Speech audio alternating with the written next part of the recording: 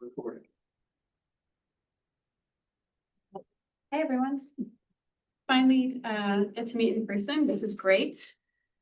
We thought, well, first of all, today we thought that we could focus on going over the questions that we had all as homework. Some of you got around to answering them, some of us didn't have time to answer them. And I think one of the main goals for today is to make sure we're hearing from everyone about each of the questions that were posed to us about the 4 different reports we're reviewing. Just so we can each have, we can have a shared understanding of some takeaways and some of the missing information that we're thinking about. I thought we would start off just with some introductions. Maybe each of us can just give our name, our organization, and a little bit about the work that you do and the role that you're playing on this board. And maybe we can just go ahead and start with those of you who are online so we can forget about you. Jay, do you want us to get started? Sure. Can you hear me okay? All right, great. So my name is Jay Beck. I work for the Finance Authority of Maine, and I manage the ag programs for the Department of Ag, and FAME administers those programs. Maybe you could just kind of tag the other folks on the online so we can keep that moving.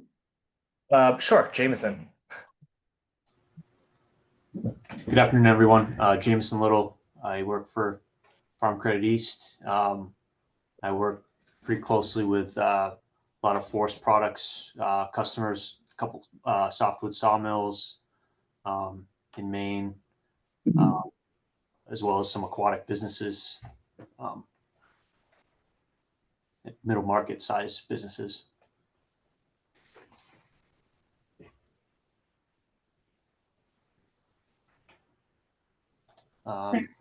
I'll pass it to Claire. Thanks, Jameson. I am not on the board, but I'll say hello quickly. I'm Claire Hawkins, Director of Economic Development in Commissioner Beal's office at the Department of Agriculture, Conservation, and Forestry, and happy to help out as a sort of advisor to the board on all things funding related. So thanks for letting me be here. Shall I tag someone? Elise, are you available to chime in?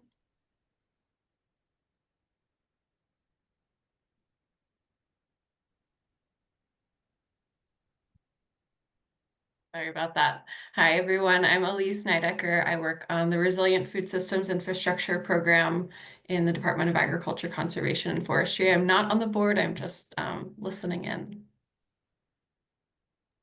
And Michael. I'm Mike Duguay. I'm the newer commissioner for the Department of Economic and Community Development. Great.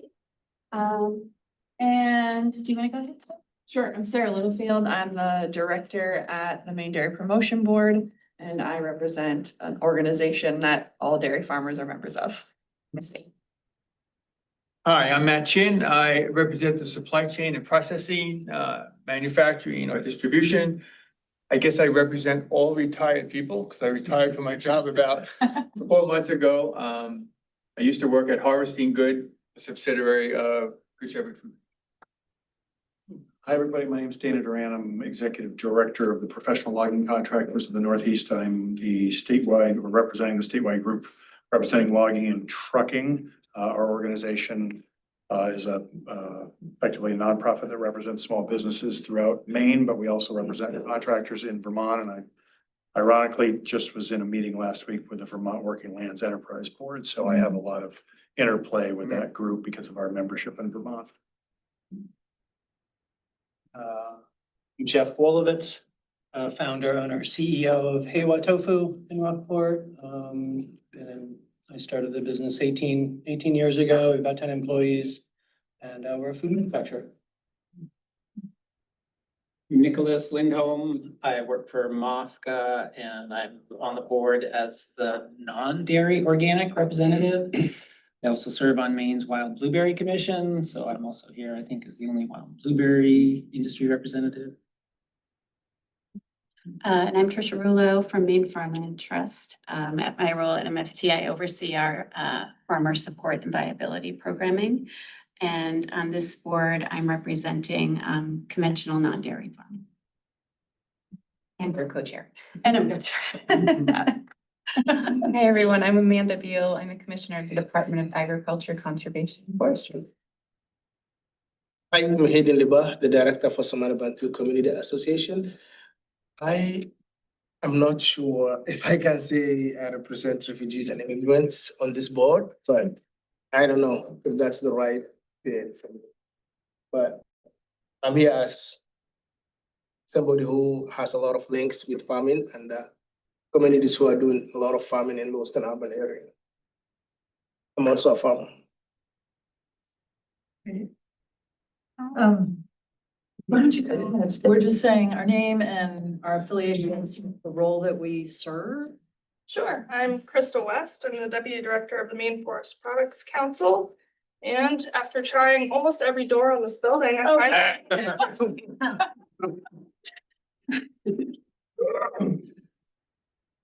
I'm Jody Sapphire. I'm a Special Assistant to Commissioner Beal at the department and providing some staffing support temporarily.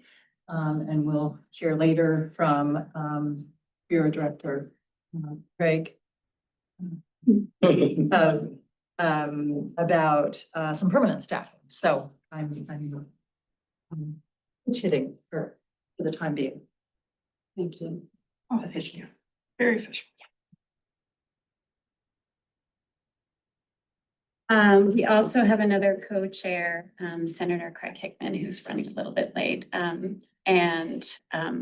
We'll let him introduce himself when he comes in, but he on this board, in addition to being co-chair, is representing historically underserved racial populations in non-dairy farming. And Craig, did you want to do an introduction as well? Sure, I'm Craig Lapine. I'm the Director of the Bureau of Agriculture, Food and Rural Resources, where the fund will have its administrative home, although it serves all the department and all of its constituents. Great. So as I mentioned earlier, we do want to take some time today to go through some of the questions that were posed to all of us via email. A couple of things came up when we were looking through some of the responses that came through, and there were a few questions about capitalizing the fund. So we wanted to just give like a little update on what we know about that plan so far. I don't know if you want to jump into that, Jody. Sure, let me just grab Krista's name tag back because I think my notes are on that. As of yesterday, in asking Emily Horton, the policy director for the department, just sort of an update on the status and very fluid situation, no solid numbers at all, but what she said could be shared at this point is that there are 2 ag-related bonds being pursued right now, LD 1739, which is sponsored by Representative Luker, and LD 1140, sponsored by Senator Daughtry. And both of those, in one way or another, have the potential to capitalize the fund, but she thought it likely that Senator Daughtry's bill would be amended on the appropriations table in the coming weeks, and that the administration is advocating for in the ballpark of $20 million for the fund with no clear breakdown of how that might be earmarked for particular sectors at this point. We don't know who the sponsor of an amendment would likely be, but possibly one of the chairs of the ACF committee. So that's as much information as he was able to share at this point. I could share a little bit more than that, which is to say that we have been encouraging that any funding that comes to this particular fund have both a forestry and an agriculture allocation. because we think that's important because it is for students. So. Question? Does the restriction on these potential bonds run counter to the purpose of the board to select priority areas? I don't view it that way because I think that, I mean, we can look at the statute in more detail, but it's clear by the purpose of the fund that the intention is to serve both agricultural, food products and forestry sectors. Yeah. And so I think implicit in that is that there wouldn't be a funding round that would only support one or only support another sector. So I think what the interpretation I would make, and I'm just one person, is that the level of expertise on this board would be at a more granular level of within each of those sectors, what are the emerging priorities to ensure a robust food system or a robust forestry sector. So happy to have others weigh in, but I don't really see those in conflict with one another. And when the legislature is appropriating funding, it doesn't surprise me at all that they would be somewhat specific about, you know, have some level of specificity about the general areas see capitalized. And are those bonds to be sort of fully directed towards this fund? 100%, or is a portion of that would go towards this fund? The conversation, yeah, the proposals that I've seen have it as part of a bigger package for. So the bond would be, a portion of the bond might go towards this one. Yeah, that's what I've seen, but anything can happen. There were some questions in some of the comments that came through about whether or not this fund was intended to be like a perpetual fund similar to the Vermont Working Lands Fund. And I think that that is the intent. So that was one question that came up. I don't know if anyone has any additional like overarching questions about the fund or our role before we jump into conversation. And it may have been, I might have been reading between the lines on that question, on that comment. It may have been also a question of, you know, did we commit to a lifetime appointment, not a lifetime sentence? Yeah. And each of these terms is for 3 years, and no member can serve more than 2 consecutive terms. What I'm less clear about is typically, as I recall, oftentimes when boards are established, they're on a sequenced length of terms so that the entire board doesn't turn over at the same time. So I don't really know the answer to that, but I'm just flagging that as something that we would need to understand better.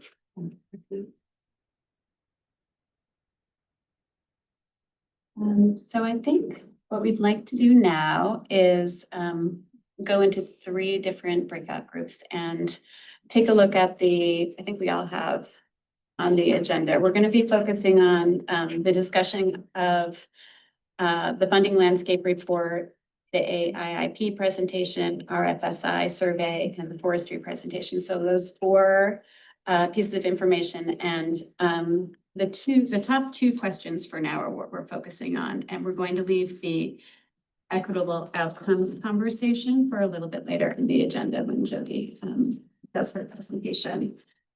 So I think our plan is to break out into 1 breakout group for the Zoom folks, and then 2 other groups here, one in that corner, one in this corner.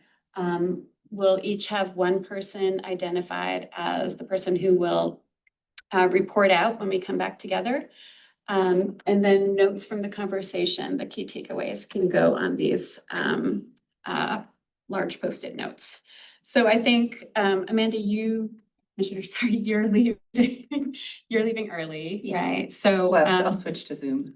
Okay. So maybe we can do 5 in this corner, 4 over there, and then we've got the online group. And decide who will give the takeaways to the group. I think we'll start with about 30 minutes and then check in after that. So maybe, I don't know if we need to count off. I think we can just kind of like, maybe the four of you can move in that direction and the rest of us. Okay. Did you have? Just a logistical issue for those online. Do you want to describe the situation, Tom? Folks online, because this is a Zoom webinar, there is not a breakout room capability. And so what we're going to have to do with you folks online is you can talk amongst yourselves in the Zoom room. We will mute you here in the building so that we're not listening to that conversation. But so you folks online, you'll be able to chat amongst yourselves. I understand that there are some public members who will be potentially listening to you during that conversation. And I think our intent is that people who are not members of the committee should not be actively participating in that breakout conversation. So please respect that, and we'll do the best we can with logistics here. Thank you very much. So any questions about what we're doing, what the goal is? Yeah. Provide a tiny bit more context, just as I put together the synthesis, I think that's sort of your starting point, that we provided handouts so that you would have that 11-page synthesis of those who did respond to the questions and sent me responses. We got about 50% response rate. So some of you in the room didn't have yet the opportunity to offer your thoughts, and this is a great time to do that.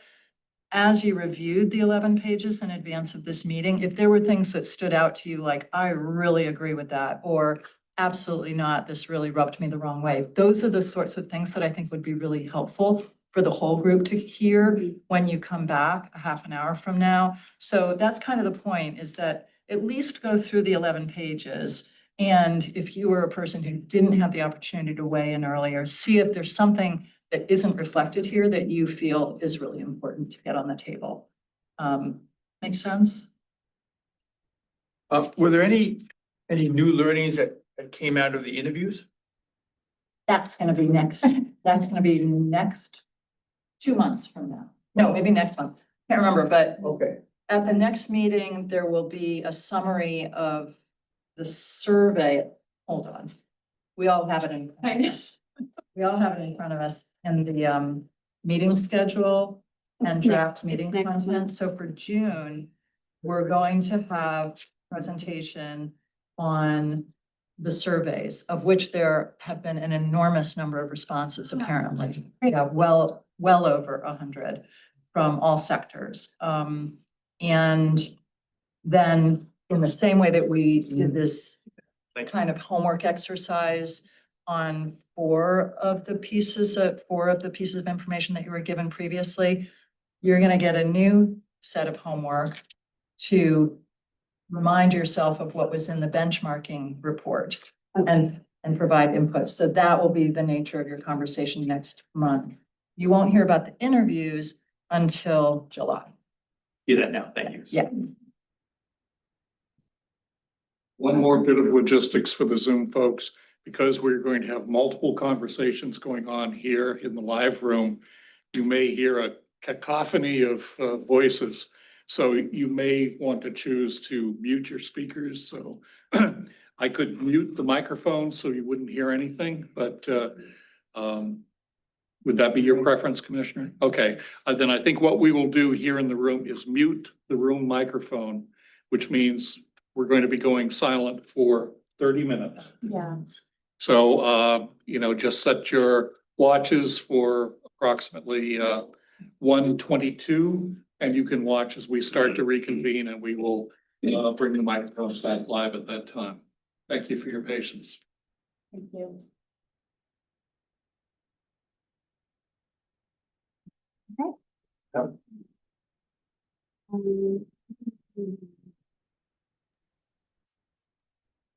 Hi, folks on Zoom. I just wanted to say hi and sort of introduce myself and explain. So I am here sitting in for Amy Winston, who is on the committee, and she's on vacation this week and asked me to be here. So I will, I'm not exactly sure what my role is. I will try to be quiet and just sort of take notes, and but happy to engage where it's helpful. And hi, Mike, it's nice to see you. It's been a long time. So Elise and I think are technically members of the public, right? Not committee. So I think we should probably excuse ourselves and come back in 30 minutes, which leaves a pretty small group. But I think I understand that's what we should do. Is that right? I think so. Okay. All right, thank you. And we will mute both sides right now. Thank you so much. I'm not 100%. Claire, do you have I'm not 100% sure what my role is, if I should just excuse myself from the discussion. If Amy is on the committee and you are acting as her proxy, you should stay, I think. Also, like, y'all have to have people to talk to for the next 30 minutes. Or maybe do. No, I'm happy to stay. Okay. All right, Elise, I guess we're out and we'll come back in about 30 minutes. Good luck. Bradley, you've attended all the board meetings, is that correct? So you probably would have some insight in what we're talking about anyway. So Great, thank you. Yes, I've attended all the meetings and been following all of the work really closely. So okay. So if I understand correctly, we're just basically going over what our thoughts were of all the presentations. Yep. Yeah, that was my understanding. All right. I mean, I submitted my answers to the questions a while ago, so I don't remember exactly what I wrote, so I kind of have to look them over. But yeah, I'm just pulling mine up too.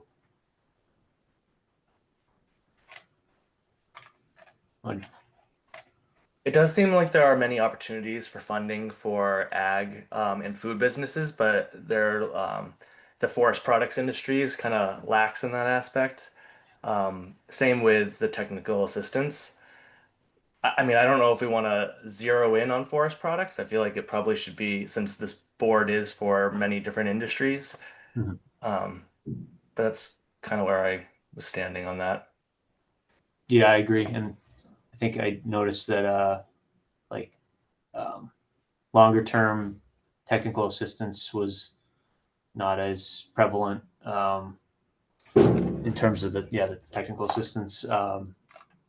So I wasn't sure if we should focus on, I guess, weak areas compared to like other programs, or try to replicate some of the existing programs, I guess, that are out there.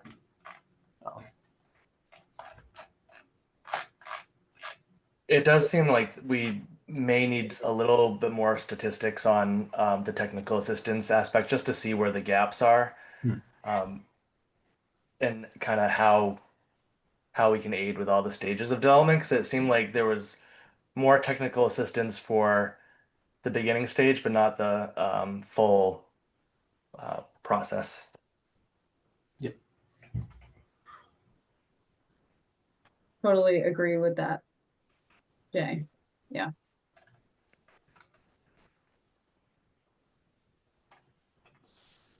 I think, and maybe I'm misunderstanding what this board is for, but I do feel like there are a lot of programs out there for ag and food, and there are some for forest products, but there are some gaps that need to be filled, and I feel like this fund probably should be what fills those gaps, since we already have programs for all those industries.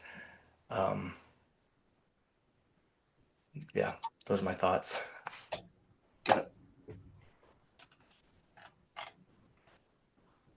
I would say I think that there's a and if folks would rather that I be quiet, just let me know.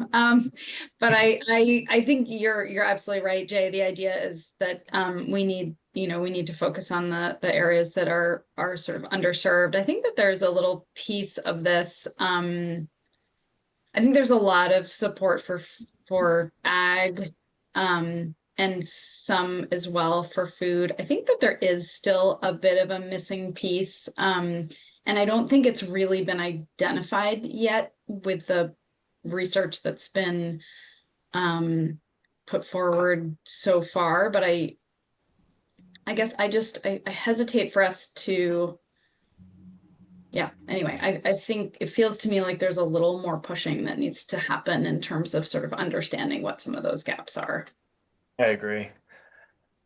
Now, since I work at Fame, I see a lot of these programs, and we get a lot of comments from farms and different borrowers, and it's always that it's really cumbersome to be able to apply for funds, and I think sometimes it kind of steers farms away from actually applying for these because we see a lot of larger farms that have the resources to be able to put together an application packet, but it's the smaller farms that are almost in need of the funds more than the larger farms. So if there was a way we could simplify, I mean, I don't know if this fund can simplify the current programs we have, but I know that that is the biggest, I don't want to say complaint, but it's the biggest comment that we get from borrowers. It's just that there's a lot of hoops that you have to go through.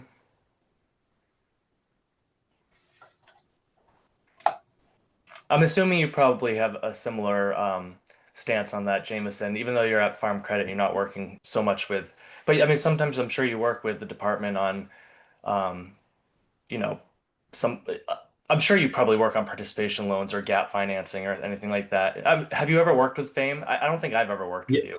Yeah, so I used to work for the branch, so I was we yeah had a lot more um, guaranteed loans in that role. I moved into more of like a capital markets role now, so I'm yeah working more with middle market businesses. So Okay.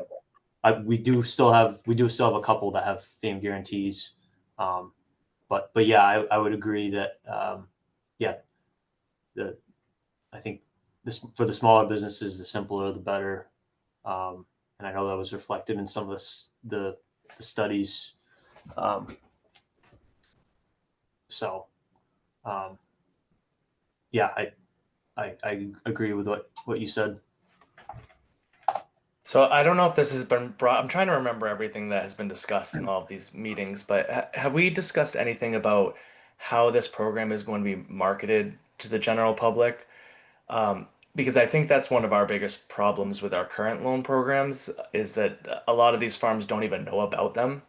Um, and I don't know how we get that information out, because it does seem like we always get the larger farms that are just capitalizing off of these programs and which is great. I'm very happy for them.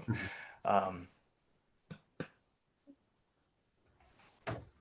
No, it's a good Andre? point. I couldn't hear you, Bradley. You're Oh, I'm sorry. I think that was one of the major goals of this fund too, right? Is that equity piece, and so making sure that everyone who needs needs this funding has access to it. And so, yeah, I think that is a really critical piece. At one point, I had a really crazy idea at Fame that I would go and visit all the small farms in Maine and let them know about the programs until I realized just how big that would be. There's a lot of them. Driving. Yeah. I know the But I think cooperative. Oh, go ahead. No, but I was just gonna say, I think that's a good point though, right? It may not be you visiting each of these farms, but there's got to be community partners and ways to, and then I think you're right, the design of the program is so critical to making sure that it's accessible, that folks who don't have maybe the staff power to manage some of these more complicated application processes. Yeah. The cooperative extension is very helpful. I can't remember what it's called, but they have a newsletter that goes out, I think bi-weekly or bi-monthly.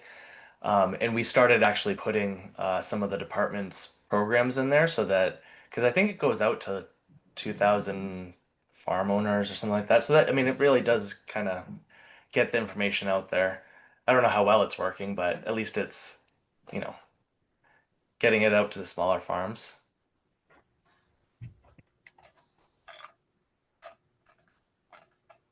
And I know we discussed grants versus loans, and obviously everybody would love a grant. And I think that the fund is too small right now to do anything like that. Hopefully the legislature can get some more money in the fund. But I think that's a good point about making it, I mean, you know, it's been a huge struggle to get even where we are. And you know, I don't think we can expect that the state will continue to put, you know, huge chunks of money in every year or every couple of years. And so I do think it's important to think about the structure being both affordable and accessible, but also, you know, having a structure that'll allow the fund to continue into the future. So maybe that's loans, maybe that's recoverable grants. I don't know quite what it is, Yeah. but No, Bradley, we don't have a microloan program at FAME, but I understand CEI does. Yeah. Is that a really popular program? I'm just wondering if maybe this would be a better fit for this fund, is something more on the micro level than, I mean, because you could have two borrowers that wipe out the whole fund if we. yeah, yes, we do have a micro, we have the Wicked Fast loan program, which is essentially our micro loan. And it is very popular with food and farm businesses. We actually, I would say, you know, most of our food and farm, I'm not sure, you know, don't quote me on that, but there is a large portion of those loans go to food and farm businesses. I think, again, it's that ease aspect, right? It's an easier application process. It's quick. And you know, there are reduced collateral needs and some other things. So, or not collateral. Anyway, it's a little bit more of a simple process. And I think that that's attractive to a lot of these businesses. Yeah, I was gonna say also, Farm Credit East has a program called Farm Start. I believe it's for loans up to 50,000 and a little bit more flexible terms and conditions for helping businesses get kind of off the ground. Okay. So, I mean, that certainly makes sense that it would be popular for farms, that time is of the essence for them. They don't have months to wait to, you know, if they need the equipment, they need the equipment. Okay. Well, maybe we can figure out a microloan type aspect to this. Apologize. You all may have said this, and I'm trying. Unfortunately, I'm right in the middle of defending a budget and appropriations.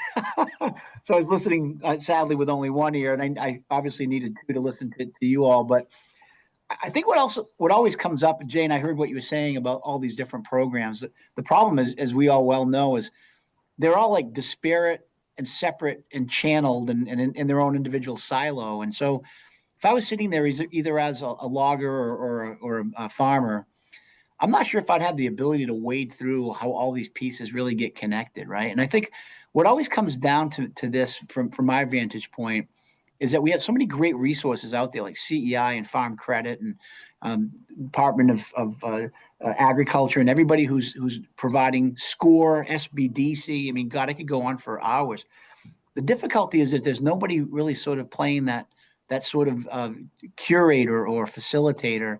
And I'm wondering almost if when we get to that point of providing money, if we don't consider linking it to at least you have to contact someone at the SBDC Center to at least get some sort of guidance as to how to put together like your financial plan. Because I think what happens is if we can get them into the SBDC system, the SBDC counselors are really responsible for giving them a full sort of comprehensive like review of what their situation is from marketing to pricing to all of that type of sort of world.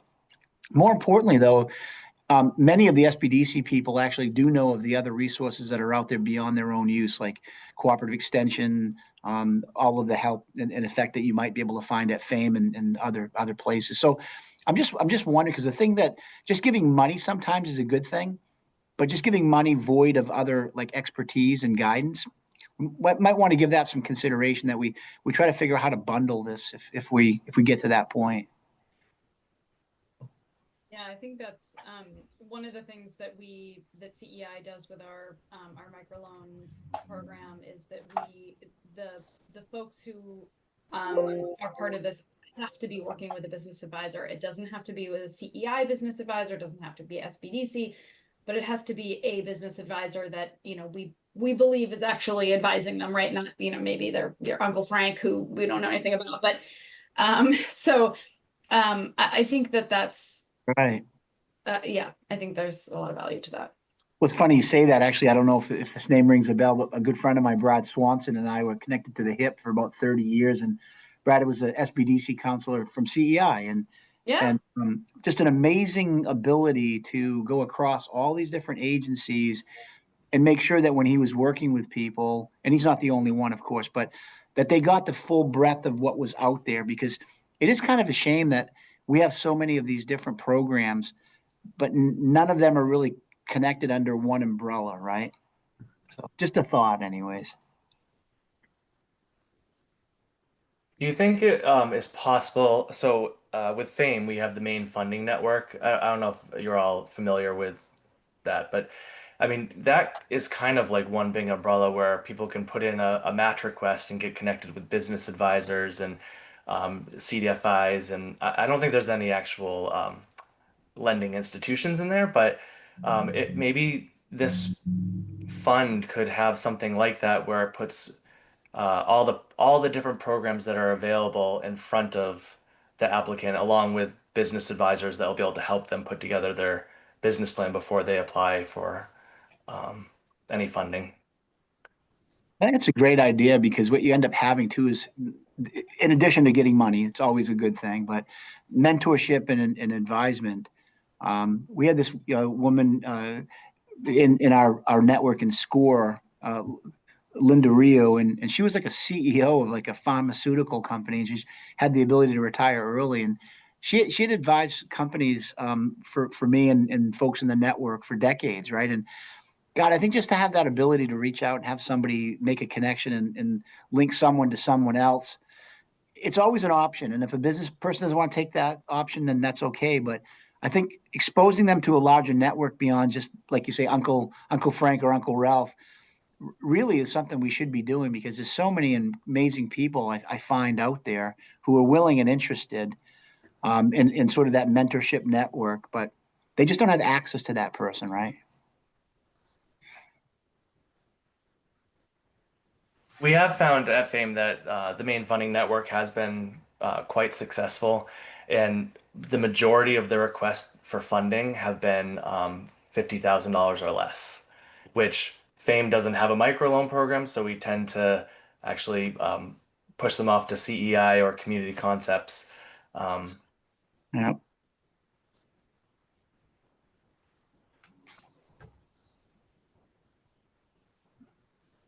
To sort of replicate something that already exists. And so maybe there's a way of, you know, that maybe, obviously this is asking a lot of FAME, but, you know, maybe FAME sort of can sort of hold some of that funding connection. And then maybe there's a way, maybe SBDC or Maine Center for Entrepreneurs, or, you know, is sort of,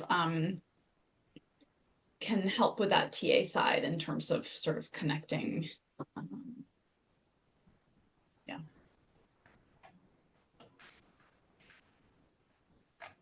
I mean, I wouldn't want to offer up FAME's assistance, but I do think that the lending portal is such a great resource that maybe we could replicate. I have no idea what the cost is of you know, putting together a portal like that.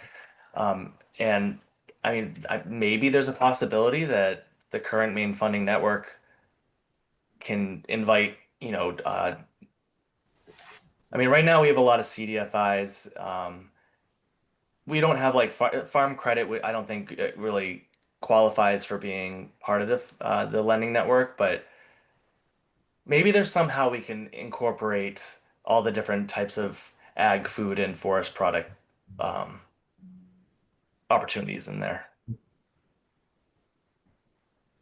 But again, I can't offer up Fame's assistance.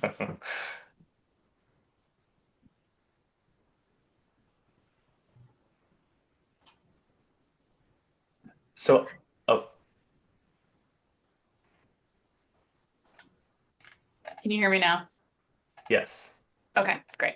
I think it's a great idea. I also think a lot of organizations have tried this, having this kind of, I'm really impressed that Fame funding network, we definitely get a lot of referrals, and it does seem to work really well. I feel like I haven't seen many examples of that type of database working well. I know DECD, Department of Economic Community Development, at one point was trying to do sort of a resource database.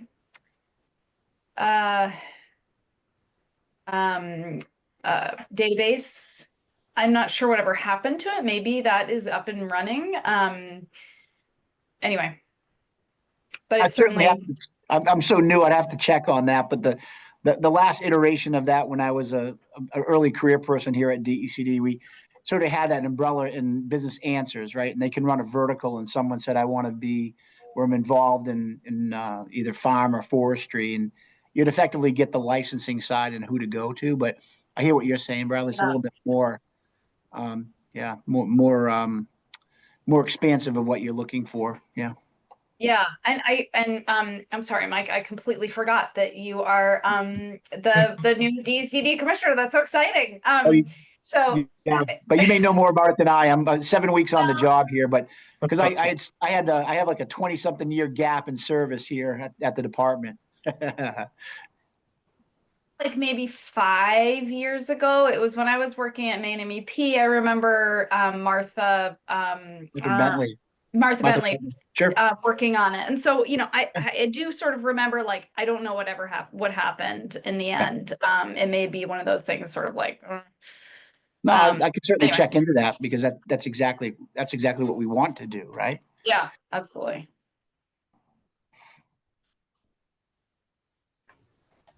So I wasn't available for the forestry at the last board meeting, so I'm assuming it's probably very similar comments from people about the other presentations that I did read through the slide deck, and it just seems like we need to remove barriers to access funds and basically simplify the application process.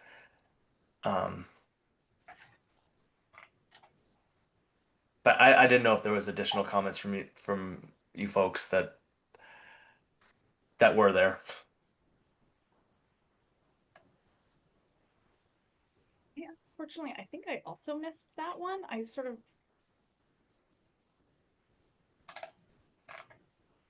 I was there. I was just looking at my notes on the homework. Yeah, there was some similar themes. One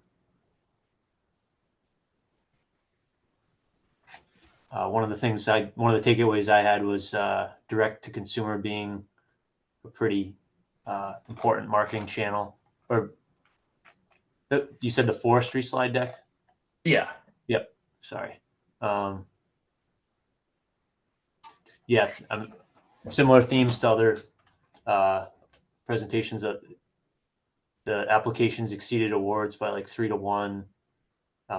Yeah, simplified application process was noted as being important for smaller companies. The first grant round was a lifeline during the pandemic. And something new, I don't think that was mentioned in the other studies. They had a criteria in their application process for technological innovation projects that included that. And I thought that was maybe worthy of considering for the fund here. And because, yeah, obviously, if technology is becoming obsolete, or, that's probably not something we should be allocating as many funds towards. So, yeah. Okay.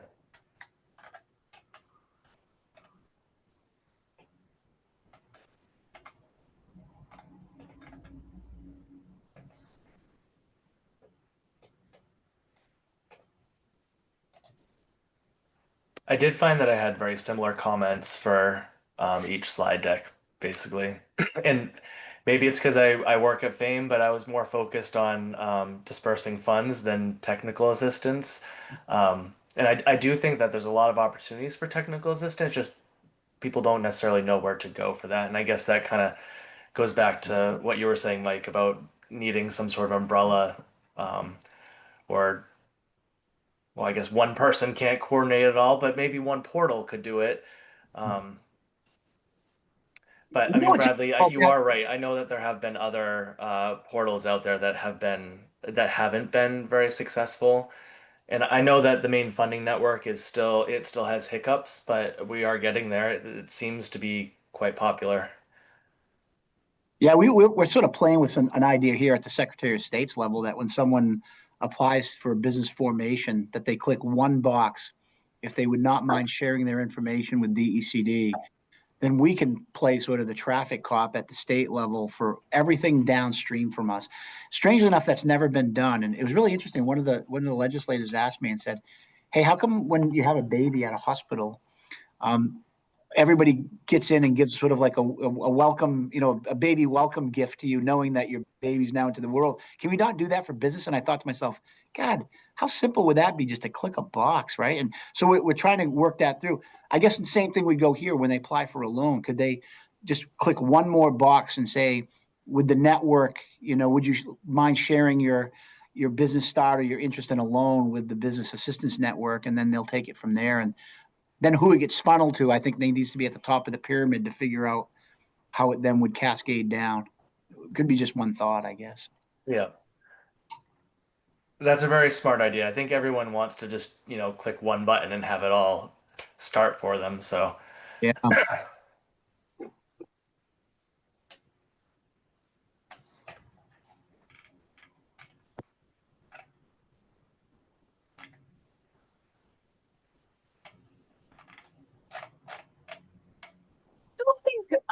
So we talked a little bit about the gap, and I think Jay, you had mentioned that there's a gap in technical assistance for the more established businesses, and I definitely see that as well. And then we talked about sort of that there are lots of resources, but they're difficult to access, and so maybe finding a way to it sounds like a lot of what we're talking about is sort of access to all these different resources, businesses, technical assistance, as well as funding resources. Although it sounds like we're also identifying just a specific gap, not just not being able to access, but the gap in the technical assistance for the sort of more established businesses. Were there any, did folks see any sort of that similar, like the gap on the funding side? I don't know, equity is always a thing we keep hearing about. Businesses they can't access equity capital. I think that for the gap in funding, I think is more industry specific with like the forestry industry. I mean, there are a plethora of programs for ag businesses and food businesses, but I'd say the biggest gap would be industry specific. Equity wise, like I think there's actually a lot of opportunities for equity, but that might actually be more for the larger businesses.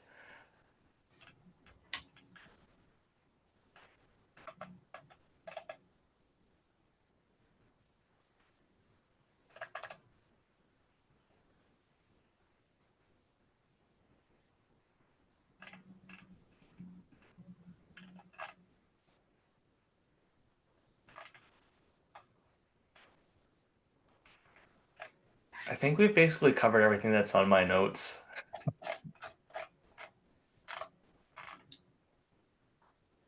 Yeah, I didn't have anything else on mine to mention.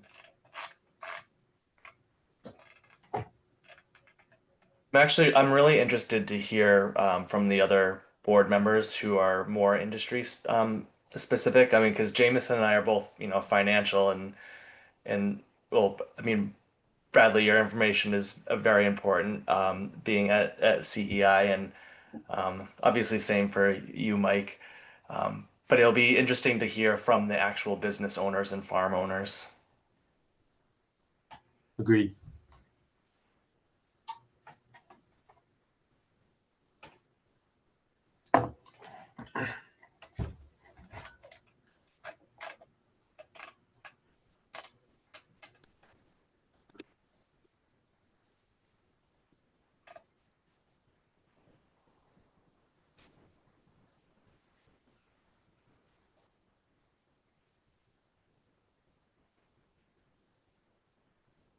One of the things this is not necessarily based on the notes, but one of the things that we've been talking about a bit at CEI is that for some of these food businesses, so not necessarily some farms and some food businesses, they are really highly capital intensive in the start. Oh, it looks like we're coming back.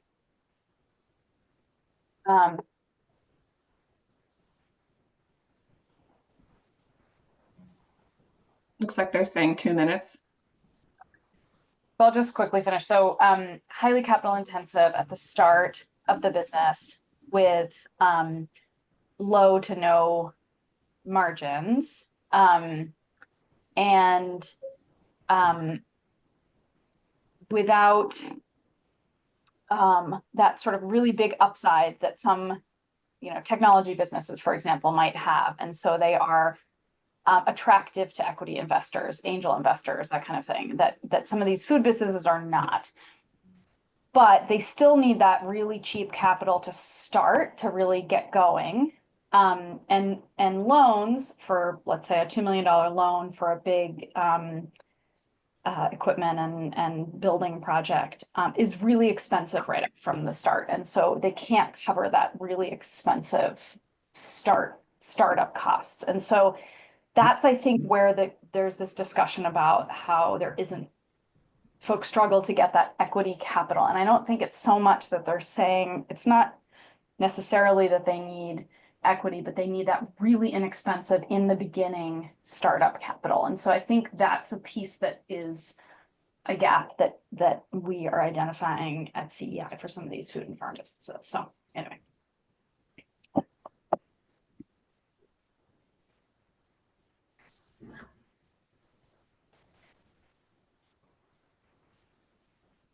Looks like Tom is going to reconvene us in a minute here, but Bradley, I want to say something out loud so I remember to come back to it. Vermont Working Lands has a different allocation legislature to cycle to cycle, right? So they might get more one year than they do the second year and on down the line. So it'd be interesting to think about this fund not only as one that is hopefully funded perpetually year over year, but may also be subject to variable allocations. And maybe this fund could be empowered to make funding type decisions based on the allocation scale year to year. So if we had big chunky, equity-like investments or something on the docket for 1 year, maybe that's mapped to pilot stages based on the allocation level. I love that. Let's go back to that because I have some other thoughts about that as well.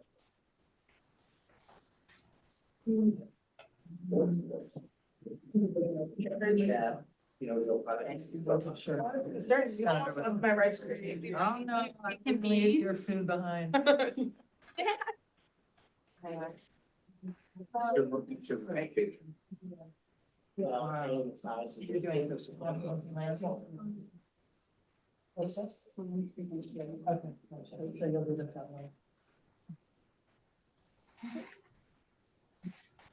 there it is.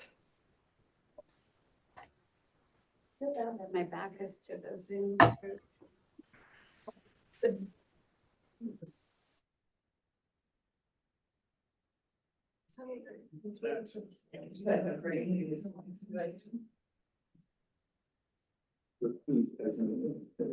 What's that? Repeat as necessary.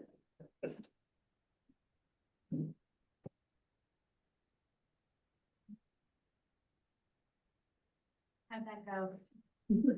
Can you hear us okay? So why don't we come back together and share some of our takeaways group by group, and let's go ahead and start with folks on Zoom. And then we can assign someone to be the share. And feel free to jump in. I know, sorry, just. Was someone assigned that role? So we did not assign that role, but I'm happy to speak for us if you want. Sorry, you don't have a whiteboard Post-it note to use either, so yeah, you can. If you have some high level takeaways that you discussed as a group, that would be great to share those out. We can make note of them here. Okay. So overall, we felt that there were many opportunities for funding for ag and for food systems, less for forestry. Technical assistance, it seems as though there's availability across all sectors. It's more for the startup stage than later on in the business stage.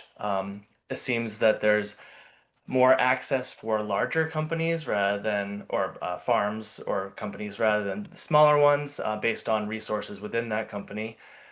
Let's see.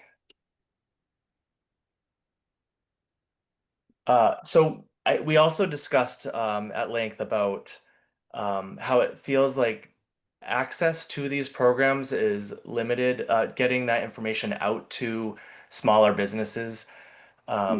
And at FAME, we have a portal called the Maine Funding Network. And it's for those that don't know about it, you can fill out a simple application to do a match request, and you can select what it is you're looking for, whether it is funds or business assistance, and there's actually a bunch of different categories. And then it puts you in contact with, for instance, technical assistance, SCORE or SBDC are in there, so you can get in contact with them. And we weren't really sure if that would be an opportunity for this fund to build out some sort of portal to kind of market all the different programs that would be available within this fund, but also the programs that are already available, just to get better access to for some of these smaller businesses and farms. We also discussed the possibility of a microloan program for anything maybe under 50,000, and basically remove barriers and simplify the application process. Am I missing anything, group? No? I think that's kind of the gist of what we were discussing. Did you identify someone to share out to the group or? It seems like you might know what they. I might be the only person that can read my handwriting, Oh, so I think. if you're the note taker, you're probably the share, yeah. Yeah, I think so. Poor choice on my part.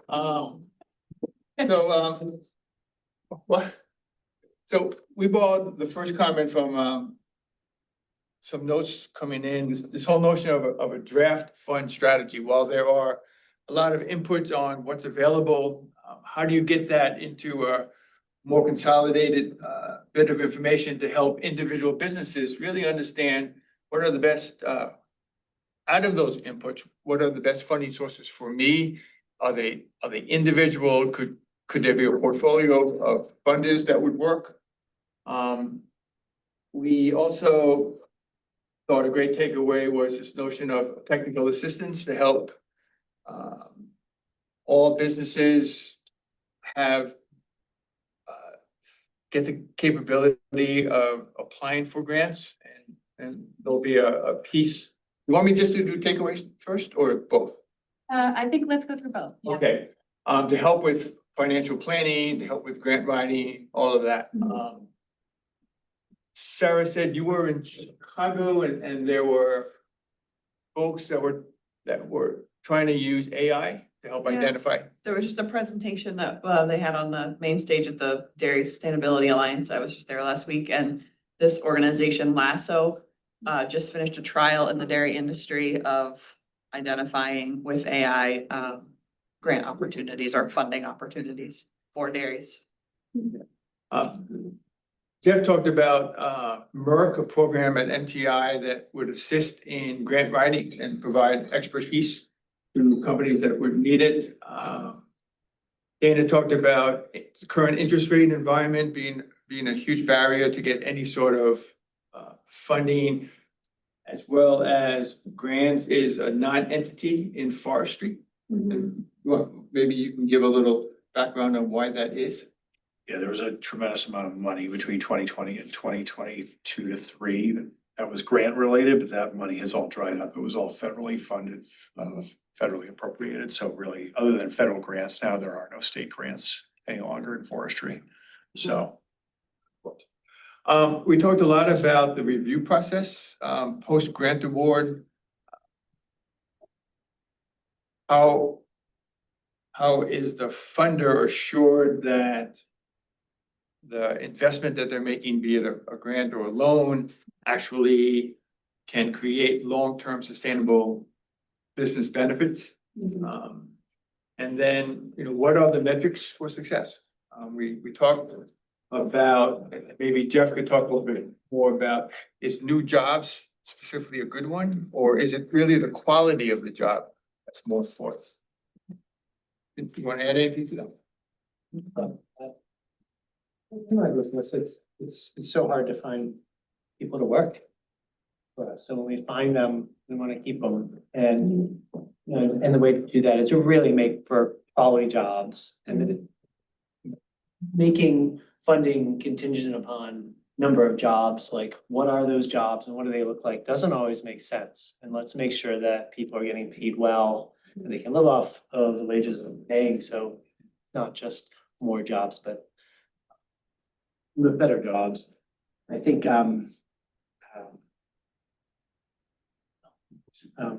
CEI, I think, has done some work around quality metrics around jobs, and maybe a good resource to help if that becomes part of the fund, help guide how to measure.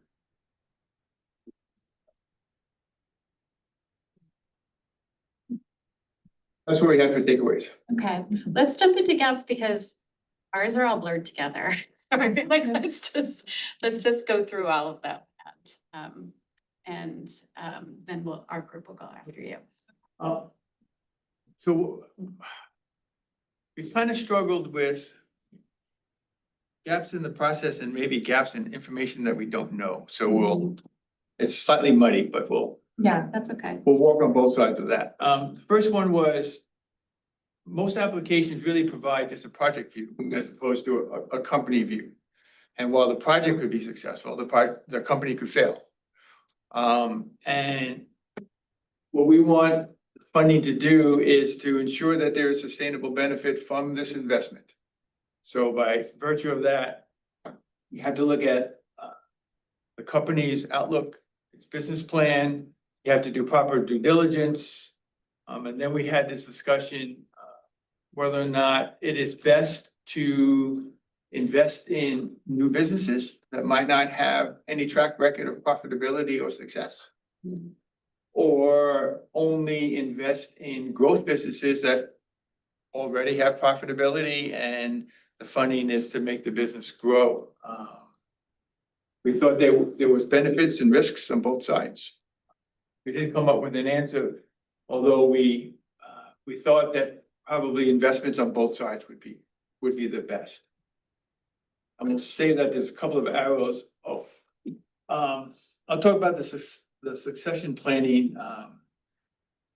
We're looking at that as pretty strong input in funding applications to kind of ensure that the company has a longer term outlook on leadership, management, and all of that, as opposed to I don't know of any grant applications today that ask for that kind of information. So like a succession plan is part of the application process. Yeah. And I think that is evidence of the fact that companies thinking longer term.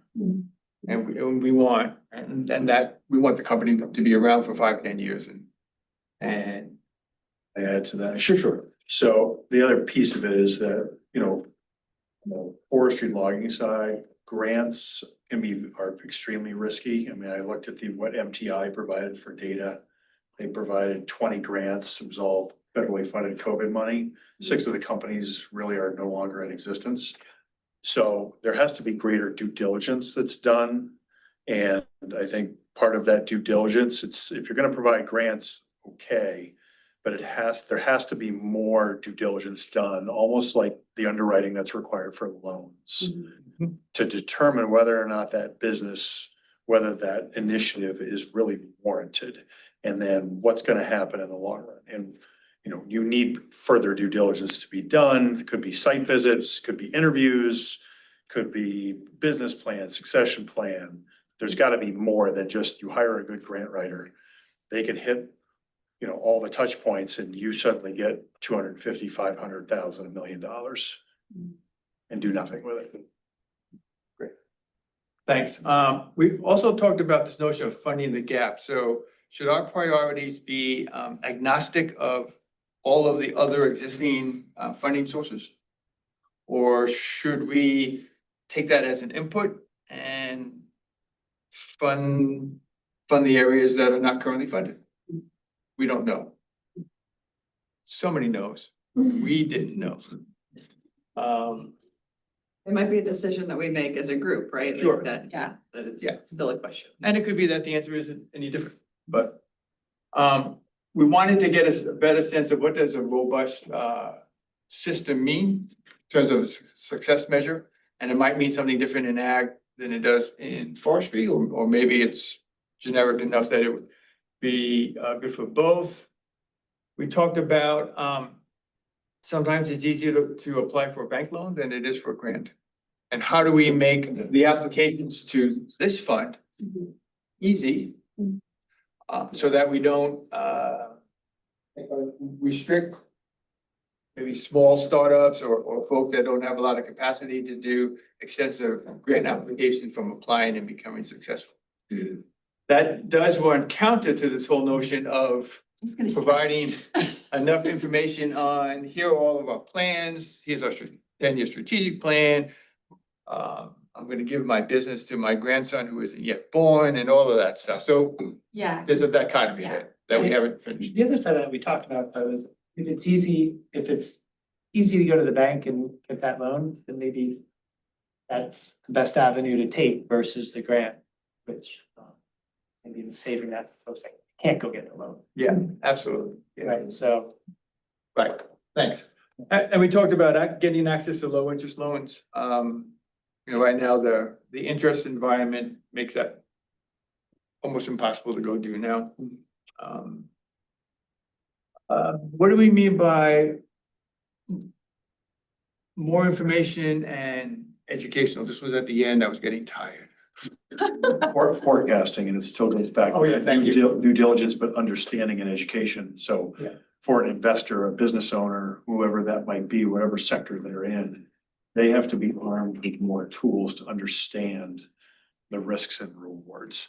And you know, unfortunately, especially in farming, logging, these are cash-based businesses that are essentially week to week. And trying to forecast is almost impossible. So arming them with tools in order to educate them is necessary. And that might be something that our group wants to create or at least invest in. Yeah.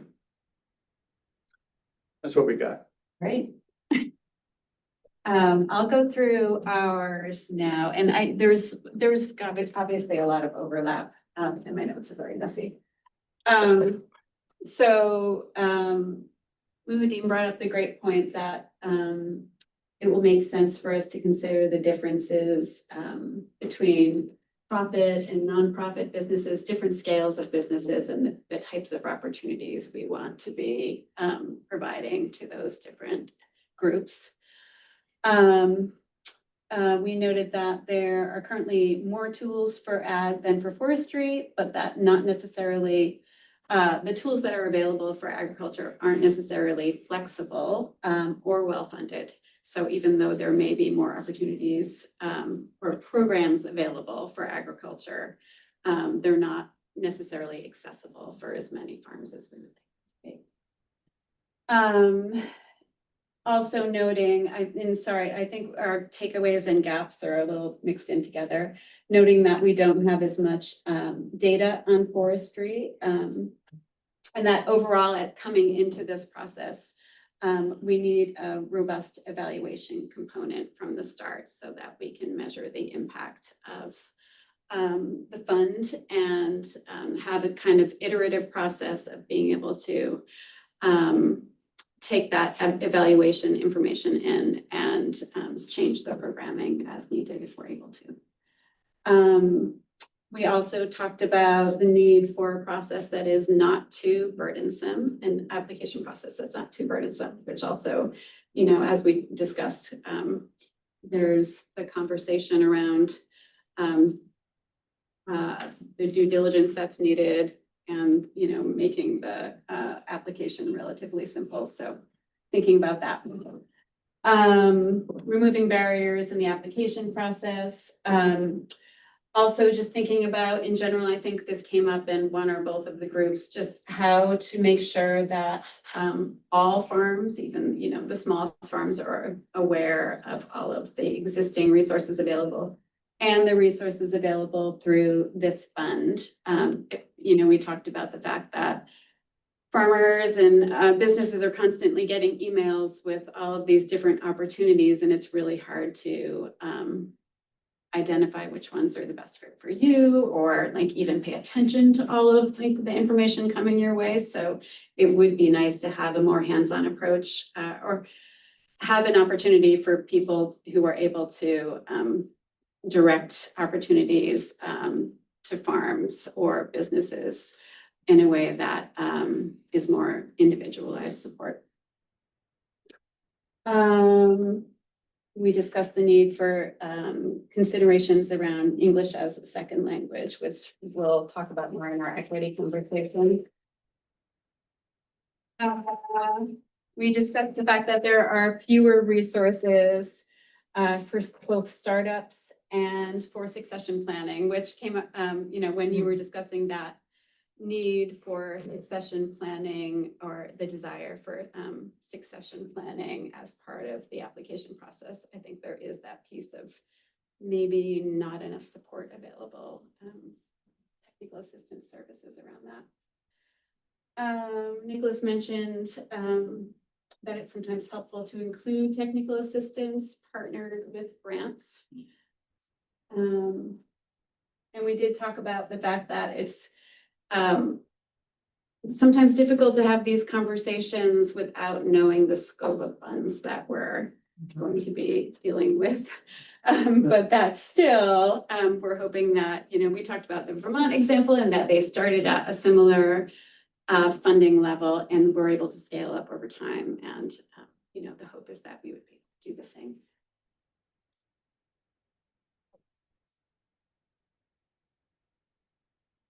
Let's see. This is I feel like this is a little bit all over the place.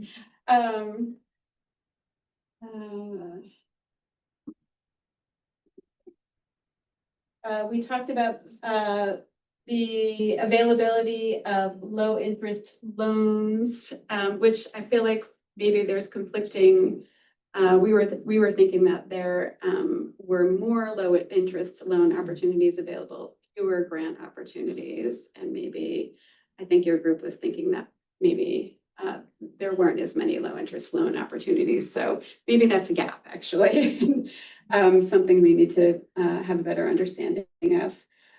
We also noted that there seems to be a gap in the understanding of existing technical assistance resources and the extent of services actually being provided and what that looks like. And just thinking about the need for both short and long-term support. There might be some like short-term discrete projects that some businesses need, and then some longer-term support like succession planning that could go on for years. And it's not quite clear what that landscape of services really looks like. I think I'll just stop there. Yep.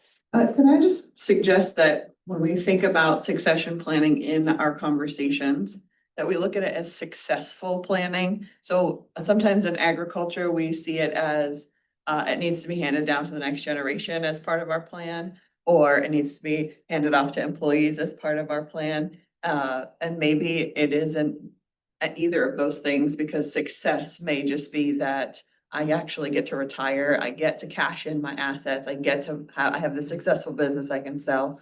So I was just trying to think of it in a different way than how we normally think of it. Yeah, that's a really good point. Because it could look like just selling your business or selling your property or staying there and living there if we were talking about a farm. And that, yeah, it just having that plan, I guess, is still. So however they're looking at the future, as long as the successful Yeah. moving forward would be good. Yeah, that makes sense. I don't know if the Zoom group, did you, was there anything else to add around gaps that you didn't cover and share out, or you feel like you covered everything in the discussion? I'm happy. Jay, do you want me to? I feel like there's a lot of pressure on you. You go right ahead, Bradley. Yep, you're good. I think that we talked a little bit about gaps for technical assistance for larger for businesses in the later stage, as Jay mentioned. We talked about gaps. We talked about how we didn't have a really strong sense for the industry specific gaps for funding, and that we look forward to hearing more from the business owners in the room, and also maybe that was a place where we needed more sort of discovery or research to understand that better. What else am I missing, group?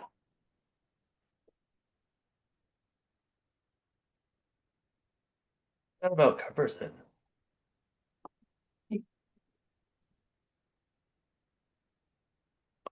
Now that we've all heard from each other, is there anything else coming up for anyone, or anything, any comments that came up that you're feeling like you'd like to respond to or discuss more?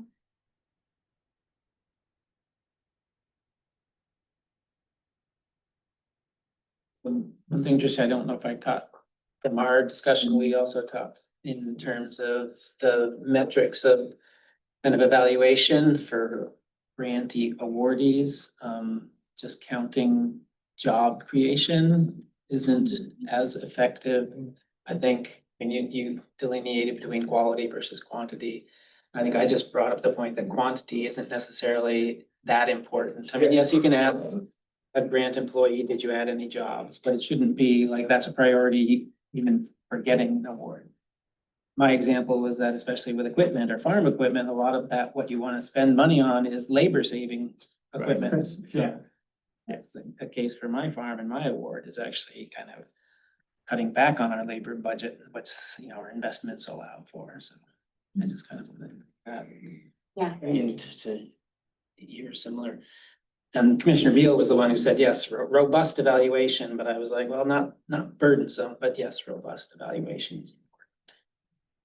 Like, make it easy, not only for the application, but also evaluation. Was there anything else from our group that was missed in the share out that?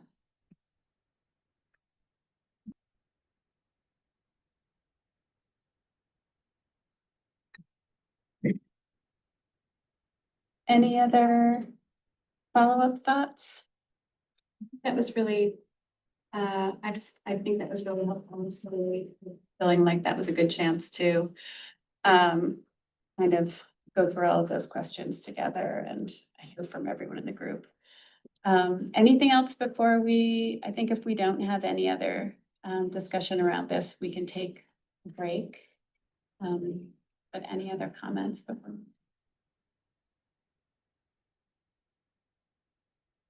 Claire Hawkins has raised her hand. Oh, no, Claire, I'm sorry. Go ahead. Don't be sorry. I was waiting for it, maybe if there was an appropriate couple minutes to chime in with some synthesis comments, but I didn't want to overstep the committee's time. Oh, that's great. Okay. To you, so. So this is so interesting, and I've been sitting in the background, sort of listening and jotting down some thoughts. And based on the analysis that everyone is doing, there's this little variable nest, and one of the variables is lots of diverse funding needs. One of the variables is variable and uncertain capital for this fund. And the other one is a need to balance the application burden with the due diligence required to de-risk investments. And I think that you could probably tie to any funding program, but I really appreciated, I think it was Dana's comments about the need to make sure that, particularly for larger investments, we are setting some scaffolding for very, very thorough evaluation and due diligence. And that can be challenging for a number of reasons, including many times evaluators for funding programs are either volunteers or they're folks who are conducting an assessment based on a particular perception within one given industry or something else.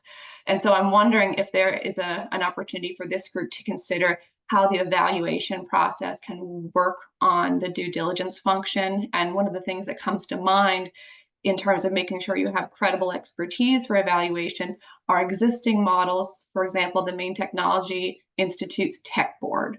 So when MTI has a significant investment that for a startup or an innovative business that's requesting some higher amount of money that has a lot of kind of technical aspect to the project, they might bump that part of that evaluation to an additional layer of scrutiny from someone who's very well established in that sector. So just thinking about the different ways that we can leverage credible experts, outside of a core committee or evaluation team might be really helpful. And then the only other thing I just wanted to prime is that I think I remember from Ellen Kaler's presentation that the Vermont Working Lands Fund receives a variable allocation from the Vermont State Legislature, meaning that year to year, they might get a different amount of money. That could meaningfully impact their funding strategy year to year. And so it made me question, especially if there are a lot of diverse funding needs at different scales, can the annual allocation trigger different pre-designed sub-programs that can make the most out of a relatively uncertain amount of money year to year? So if there's a smaller allocation one year, is there a plug and play, smaller grant, lower application burden option versus in years where there's more money available? Are there resources and a framework to consider more intensive infrastructure or capital investments, something like that? So those are just a few observations I made in the background, and that's all. Thanks.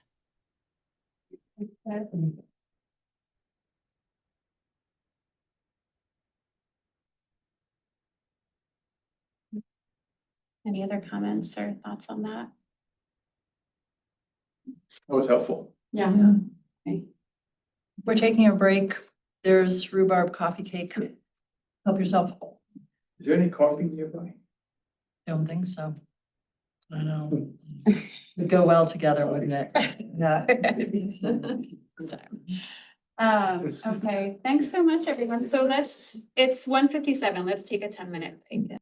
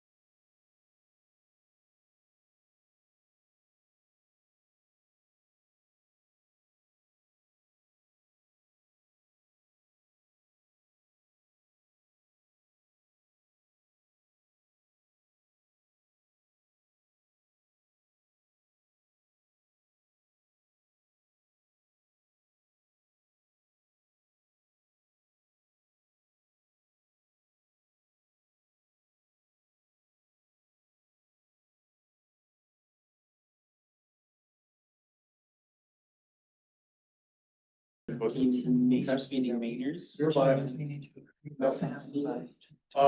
The decision on harvesting good has not impact means. Before I go, I'm gonna schedule. She is doing some marketing stuff, the food bank. I've done what he does. Yeah. What's a reasonable thing? Yes. Brewing. Kind of the same thing. The coffee's not ready. Just because, activity, we only had one employment for Good Shepherd. So that's my next question. That's good. Okay. And you know, what's your coffee mate? You tell me, I think it's. I think Do you we're have getting cups close. too, or people drink them? I'm definitely not starting a presentation until all of you have coffee. Together.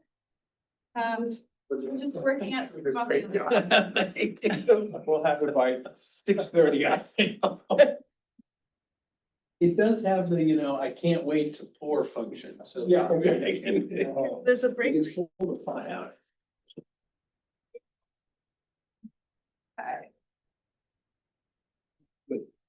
This way. Almost your tablecloth.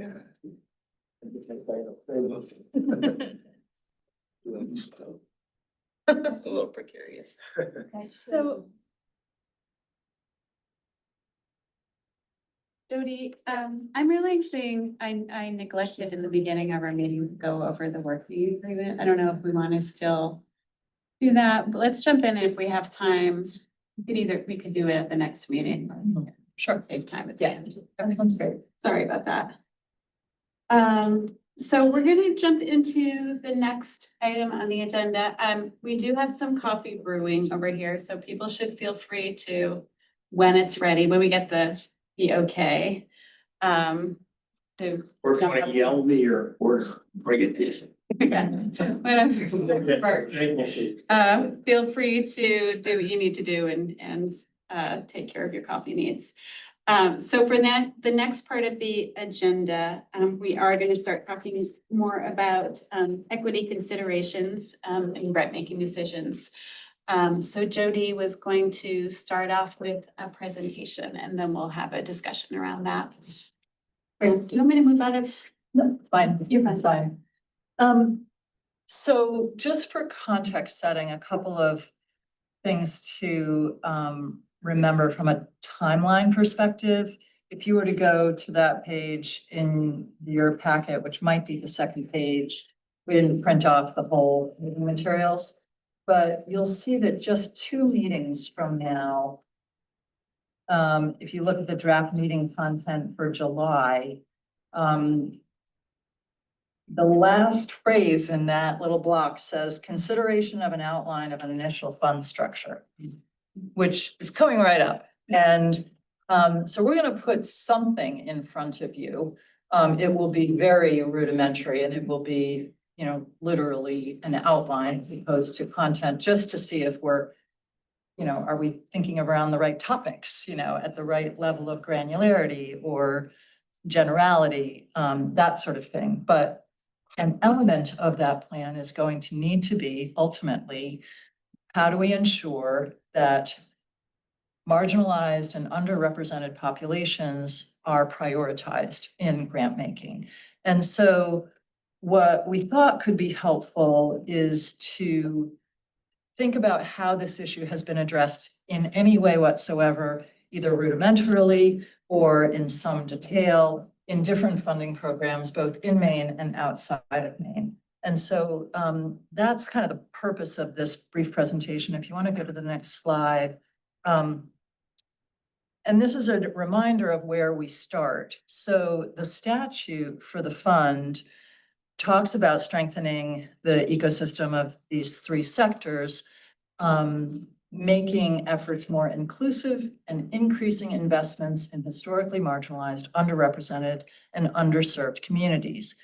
And specifically, it defines, or at least it identifies certain underserved communities. The way I've read this is that it doesn't mean exclusively those communities, but in particular wants to identify communities of color, low-income communities, and rural communities. you could argue that a number of those specifics apply to a whole lot of Maine.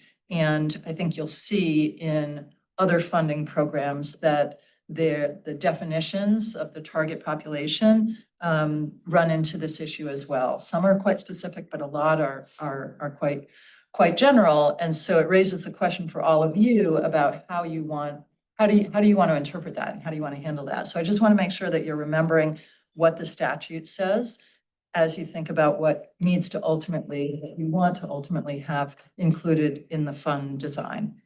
So next slide. And what I pulled were 6 different examples, 3 of them outside of Maine and 3 in Maine. The 3 at the top will feel familiar to you to a certain extent because they're what the benchmarking report covered from In Common Group. And it's also what you're going to dig into in further detail at your next meeting. But we'll go through these 6 and I'll just cover some high level points from each of these 6 funds. Next slide. So starting out with the Vermont Working Lands Enterprise Initiative, they break down their funding areas into 4 priority issue areas. And one of them touches on this directly: increasing investment in business supports to historically underserved and or marginalized communities. And they specifically call out issues that you both of these subgroups, maybe all 3 breakout groups, excuse me, addressed or flagged about reducing barriers to submitting successful applications. And that gets at both the simplicity, relative simplicity of an application, and also the support that's provided to applicants. So thinking about how to embed those 2 issues into your fund design, I think, becomes rather important, and you've already flagged those. Some funds are quite specific in the way they score applications, and the WLEI is one of them. They have a portion of their scoring rubric that asks about engagement, equity, and equality, and it has a value of 10% of all of the points that a project could receive. So just kind of keep that percentage in mind, if you will, and we could move on to the next one. Go ahead. You all talked in your breakout groups as well about how do you balance accessibility with metrics that actually kind of show that you're having the impact that you want to have. And so these are just examples of metrics that Vermont uses. And it even gets into the number of administrative barriers that were addressed to make the applications more accessible. I'm not quite sure how they do that, but they really hone in on the application process. And also to the point of technical assistance, ensuring that a large percentage of their applicants do receive some level of technical assistance to make the whole process more accessible. And from a quantitative standpoint, they look at the percentage of projects that are supporting specifically those targeted communities. And you could do that as well if you so chose. Next slide. In Massachusetts, it's more general. They require some level of demonstration that this is particularly a food security grant, so it doesn't focus on forestry at all. But it does require some kind of demonstration of increased equitable access to food and identify specific communities that they're targeting. And they say that an applicant can share whether the project has direct benefit to underserved farmers and mid-supply chain small businesses, but not a requirement. Presumably that,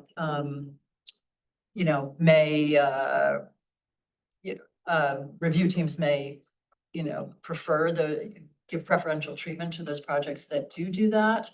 And they also look at whether board membership reflects the communities that they're trying to target. And so that is potentially one angle that you could take as well, ensuring that people with lived experience are directly involved in the program. Next slide, please. In Michigan, again, this is food and agriculture. And it talks about in the statute of that fund that the department will identify and encourage applications from members of socially disadvantaged groups. And Michigan seems to use USDA definitions a little bit more. That's what they lean on. Women, veterans, and beginning farmers. Socially disadvantaged groups, women, veterans, and beginning farmers seem to be embedded in a lot of USDA programs in terms of that specific language.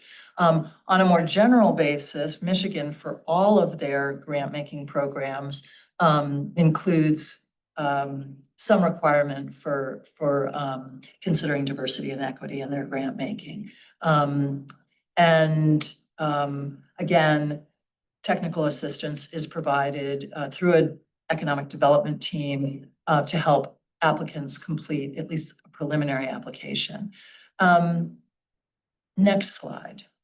You'll see, some of these are quite general. If we were to do more digging into these states, it would surprise me, but it's possible that it would have a rubric that said, 20% of the evaluation metric is, very tangible impacts on underserved communities. I suspect, just knowing what I do about a number of Maine programs, other than the Land for Maine's Future program, is that it's probably more general than that.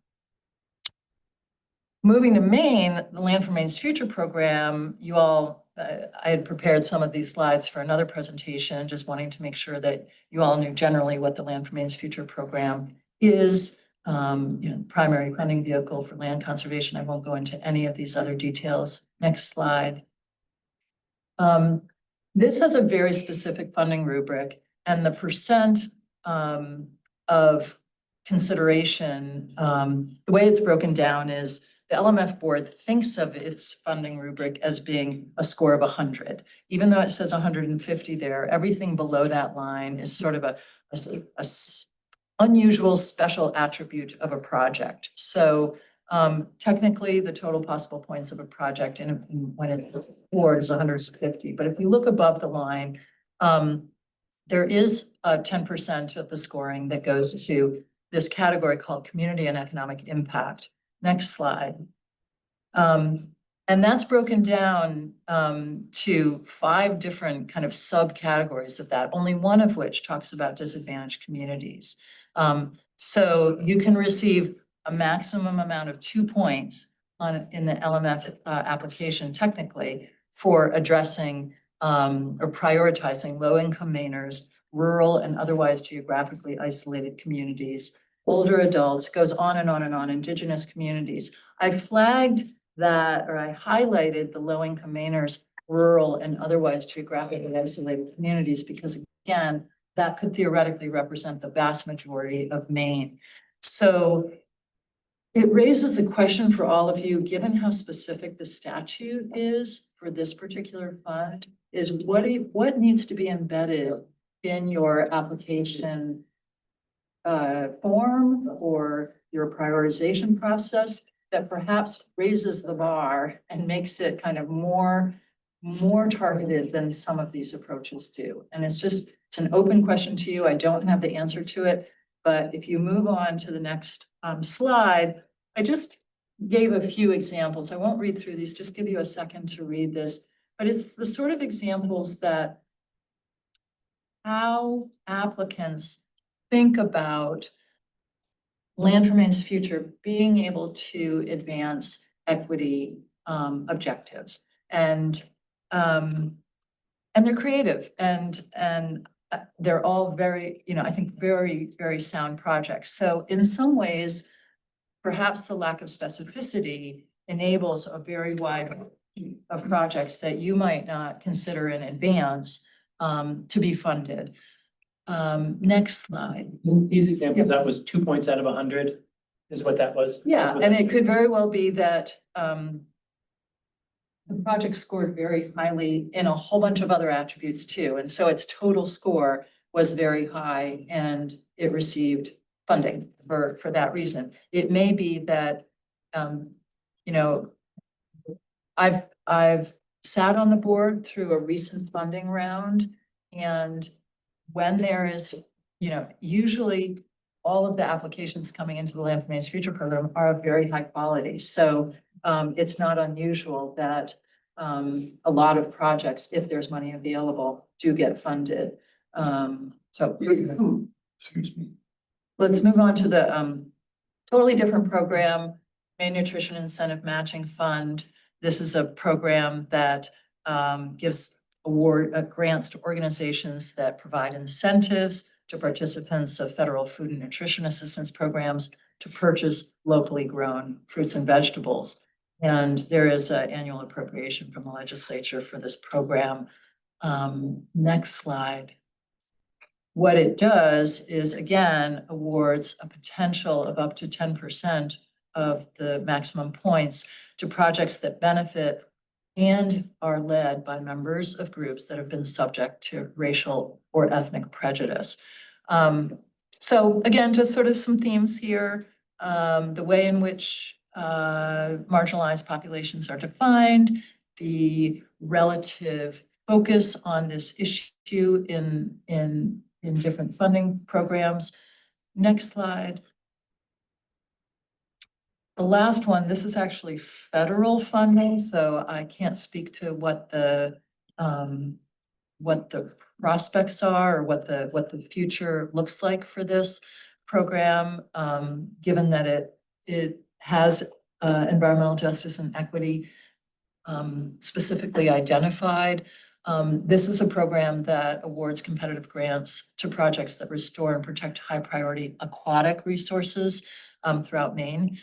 And it's a partnership with a nonprofit and state agency and U.S. Army Corps of Engineers. But within a score of 100, total score of 100 points, there is an environmental justice and equity criterion that awards up to 5% of the total award to this issue. Next slide. And these are simply just a couple of or one example of a project that program established or that funded that established a cultural use agreement with Wabanaki on a piece of land. Next slide. What I concluded by reviewing these programs is number one, that most of the criteria is they're relatively new additions to programs that were around for a while. The Land for Maine's Future program, I think, initially did not include criteria that address this issue at all. I'm pretty sure that's accurate. And so it is difficult to assess the impact of this. Also, that the definition of disadvantaged populations differs quite significantly by program. So I think it's important that you focus on what the statute for this fund says and see what you can do to prioritize those specific areas, recognizing that some of them are quite general in nature. But the programs that do reference equity specifically assign a relatively minor number of points to that criteria, anywhere between 1.5, less than 1.5 to 10%. I found no program that assigned more than 10%. And this is anecdotal, but I do think it's important that equity criteria, while from a percentage evaluation standpoint, may not here to take up a lot of the percentage of the points available.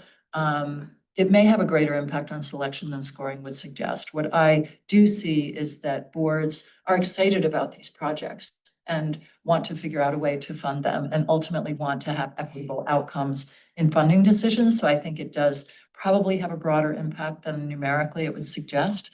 And then finally, focusing on equitable processes. Advanced support with preparing applications, making the application process accessible absolutely reduces barriers and results in a more equitable distribution of funds. So I think that's where, I think that's it. And happy to answer questions about any of the specific funds, but it sort of seemed like important information to share before you moved on to a more general conversation about how the fund could best ensure equitable outcomes in fund distribution And you touched on some of those issues in your earlier breakouts, but there may be more thoughts that you have. Pass it back to you. Jody, do we have any of the scoring rubrics for any of these? I can ask in common group if they had the time to do to find the scoring metrics for Vermont, Massachusetts, and Michigan. The other main ones, they're in there, but I don't have those specific for the other Yeah, programs. those right seem now. like they might be like more. Yeah. Yeah. Ask. So in our previous conversation, we did, as Jody said, we did touch on to some degree, mainly thinking about how to lower some of the barriers in the process. And I know your group talked about grant writing support. No, I'm just gonna open it up to any other thoughts folks have on how to ensure equity in the process, either through thinking about eligibility criteria or thinking about how to kind of lower the barriers in the process.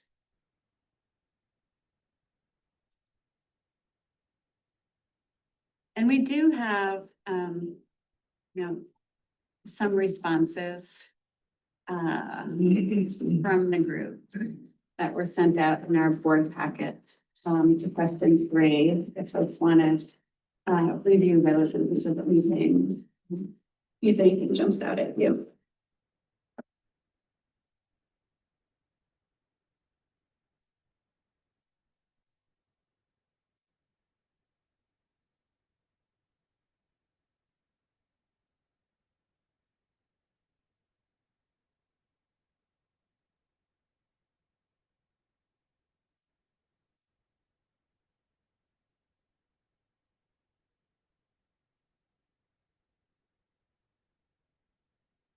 Jody, do you know if any of these programs offer, like the Vermont program, do they offer any grant writing support as part of the process? I don't have a good answer for that. The little bit that I know, I would say that for Land for Maine's future applications, I think local land trusts sometimes play that role by adding, expertise, whether it's technical expertise or administrative expertise. Maybe I should say larger land trusts support smaller land trusts to do that, Trust for Public Land, Conservation Fund, the Nature Conservancy, Maine Coast Heritage Trust. So I think there's some of that informally happening. Vermont clearly called it out. I don't know of any of the other funds that do provide that. Yeah, I guess I'm curious if there are any examples of like providing referrals to resources for grant writing, or actually like having staff or folks who are available to help with grant writing. It seems like TA seems super important, right? Making the application easy is not there's no equity in that. So like making it easy to reduce barriers, that's not equitable at all, right? But having those supports to make sure that it can be equitable for everybody to get the application completed. Yeah. And also spreading awareness of funds as well. There's equity pieces too there, but the actual application itself. Does that mean for this fund, we have to use some of the funds to pay for that services? Or how? It means you could, Yeah. based on how the statute is written. The questions, and not just the Jeff, but it's. Do Which you- has some flow back too. Right. It's farmers and foresters want to see $20 million given to them. Like we provide the TA, we may need to carve out $500,000 to make sure there's equitable access. Grant writing services to those. So Jeff, your thought is that the process, the application doesn't necessarily need to be easy, but there needs to be support to folks who need it. Yeah, to reduce barriers. Yeah. Right. Technically. I can throw in another, possibly another dimension that you'll need to consider down the line is the source of the funding. So currently there's $500,000, a general fund allocation in a non-lapsing fund. That is those are very flexible dollars. If the capitalization comes from a bond, That'd be better. those are likely to be more limited in how those, like bonds, I think can only be used for capital kinds of expenses. Or we've run into this before where you can't use bonds, for example, to hire staff. So that $500,000 kitty, you may want to protect as your most flexible dollars. Non-lapsing. What, use the word non-lapsing, what does that mean? Means that sometimes general fund money that's allocated by the legislature, it disappears on June 30th at the end of the fiscal year if it's not spent. This is not in a fund this is not in an account like that. This is in a non-lapsing account. So that money will stay there until it's spent. But it's still at this point, just a one-time fill. At this point, it was a one-time allocation. In terms of the goals of the fund, the third goal is to collaborate with other state agencies, economic development organizations, and other key institutional partners to establish technical assistance programs to support the objectives of this chapter.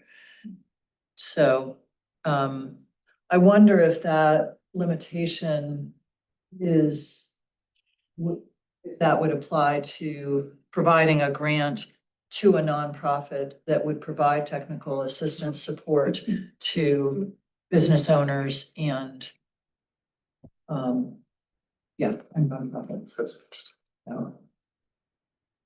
Yeah, it seems like if there's $20 million, say, coming in a year or whatever it may be, then holding on to that $500,000 for a TA support makes a lot of sense, but without it, then we need to carve it up a little bit more.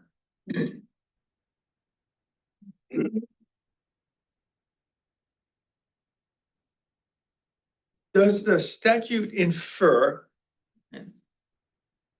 that, I'll say this bluntly because it's the only way I know how to say it, that the marginal, those applications from the marginalized community has a lower bar to get grant funding than everybody else? Doesn't specifically say that. But it could be the board's conclusion if we all believe that to be the right thing to do. By lower bar, you mean what? So I'll give you a bad example. The return on investment has to be 200%, but for these communities, it could be 150. Because you're essentially, if we were to follow the point scheme, you're giving those applications a better chance of success by granting them 5 more points. And therefore, they can beat out somebody else who doesn't have those 5 points, but might have a better application everywhere else. And I'm not supporting either position, I'm just asking a question. I mean, to Jeff's point, if you make the process easier, then it's easier for everybody. Right, so it's not equitable. Right, yeah, how do we, is there a conscious decision to take that community that we've identified and really give them a boost? So it could be that, I'm making up numbers, 7 million is dedicated to this community. And the application process is, for that 7 million, is only amongst that community. And those who don't qualify, buy for the other 13 million or something like that. You know, I don't know how prescriptive we want to be, or how prescriptive the statute says we need to be. Let's say for the, this is all speculation. We have no idea how this will ultimately, the size of, the degree to which this fund will ultimately be capitalized. But I can imagine One scenario being that those of you who feel most expert in the forestry sector, those of you who feel most expert in the food system sector and so on, in the agricultural sector, identify or recommend to the rest of this group what you think are, how you would identify kind of the most marginalized elements of your sector. For instance, I'm picking on you, Dana, within the forestry sector, is it the logging community that really is sort of so at the margins right now, is so likely to, has the least opportunities for other funding, that with a limited amount of money, that should be a priority for the forestry sector? And is there something equivalent of that in the food system arena? And is there similarly, some element of agriculture, at least today, that doesn't lock you in to next year? To Vermont's point, they seem very adaptive, where they look at the amount of money, they evaluate the landscape of these sectors, and they say, right now, what's needed is X. And so, and I realize I'm sort of going off here, but what I'm sitting with right now and thinking about coming up with an outline for this is putting something in front of you that has enough clarity that enables you to move toward a first funding round, but doesn't lock you in to, this part of this sector and this part of this part of this sector are the most important things, and that's what we're going to focus on forever. Because these things will constantly change, I suspect. And I was, sort of inspired by Vermont, that it goes through sort of this deliberate analysis every year of how has the landscape changed. So, anyway. Yeah, we talked about that a little bit in our group, that it would be nice if we had that similar process of like looking at what the needs are every year when we're thinking about how to use the funding. It seems like, well, first of all, it seems like interviews and the surveys will help inform some of the information about marginal needs for each of these sectors. I think that will be helpful in this conversation. And also seems like when we're thinking about equity, there are different components we can be thinking about in terms of both like looking at scoring and whether or not we might want to weigh applications differently for different communities, or like the level of support we want to be providing to different communities during the application process, or whether or not there's like different pools of funding that, are allocated for different communities. So I think it seems like there are different avenues we can go when we're thinking about how to make the process more equitable. I've wondered about the different pools of funding, and I think that also hinted towards that too. I've wondered about that as well, having sort of different pools to help address that equity piece.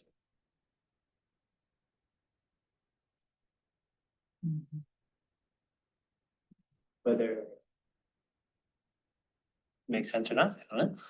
Yeah. It certainly seems it's a clear way for us to grapple with that term prioritize. The statute asks us to prioritize. So what does that mean? Does that mean more than 50% needs to go to that? I don't know. Yeah. And if we just have it as 5 extra points, how is then the review committee prioritize that versus all the others? Yeah.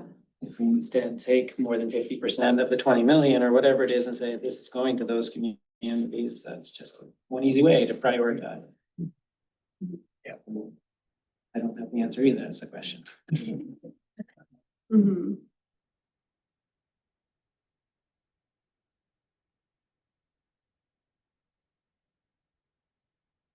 Yeah, and it also seems like the needs for each of these communities, which are, very generally identified in the statute, may change from year to year. Even within this definition, some of the priorities might change. And I would think that the definitions has to be specific enough so that we eliminate the possibility that all applicants fall in this community. Because then what are we doing? What percentage of the state of Maine is rural? I don't know, 85%. Right. Right, and like, does the state have a definition for, that we'd be using for low income? Or for, you know, how we determine if someone falls into these categories? You know, the statute has definitions embedded in it, and those are not included. As the statute has 5 definitions, none of which address marginalized, historically marginalized or underrepresented communities. And whether that specific language was pulled from, you know, the Maine Climate Action Plan, I don't know, you know, we could probably dig into that more, but I think what this does say is that you have the flexibility, since it's not defined in this statute, to define it as, I think you deem best. So that should be part of our role to more clearly define. Yeah, I mean, certainly federal or state demographic data, which the RFSI application utilized some other, I think it was federal data for each county. I think it was economically based. Each county was ranked, and whether your business in your application did business in that county, you know, could you just put it into your application. Yes, I serve Piscataquis County, I serve Oxford County. But this statute has also just being rural, so maybe we have to have, maybe if it's scoring, you get 2 points if you're in an economically depressed area, you get 2 points if you're in a rural area, which would be demographically defined by population and census data. Then communities of color, things like that. Yeah, it's tricky. Yeah. Having just been through a Linkman's Future round, application round. After reviewing 12 applications at such a level of granularity, I finished feeling like this is too specific. Like you sort of lose the forest for the trees at a certain point. And, you know, you end up with a project that is scoring pretty low, but it's a great project and you're trying to define why it is, or that scores pretty high and that, so it's. Seems like, again, you're lowering the bar by doing those check boxes versus lifting up those applicants. Is that what's happening? Is that sort of the? Is there a way within the application that if you, and I have no idea, so, but if you checked these boxes yourself as the applicant, you're checking off, so then your application already begins with a plus whatever points. You're self-identifying. Yes. And I like that because it makes it easier. Yeah, I don't know if you want to say it lowers the bar or whatever for everyone. Not for everybody. I'm sorry. Yeah. You can interrupt me, but I lost what I was saying. 5 minutes. I guess it's like what a cup half full, half empty kind of thing, right? Are we lowering the bar or are we raising certain people, I guess? Yeah, I think what I was thinking is that I know plenty of good farmers who are bad grant writers. And so that kind of raises them up to where they're competing equally with others who have, you know, better grant writing abilities. Right, exactly. Yeah.